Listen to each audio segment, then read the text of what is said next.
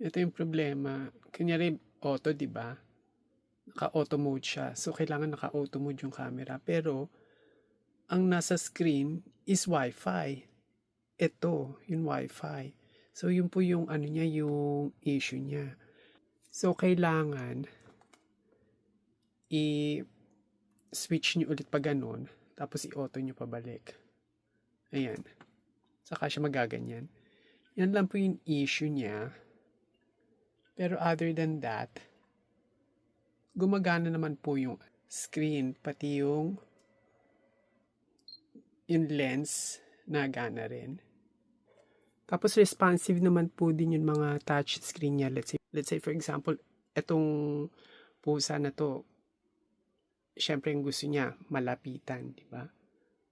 I-choose nyo lang yung macro mode. Yan. Pwede nyo isang i-zoom. See? Bina-vibrant niya lahat ng colors. Sorry guys, it doesn't do any good justice kasi ang ginagamit ko talagang camera ngayon to set this video is phone camera lang.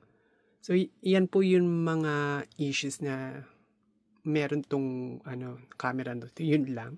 The rest, like for example, recording video, capturing image, okay naman po siya. So, kayo na lang po mag-adjust. Peace.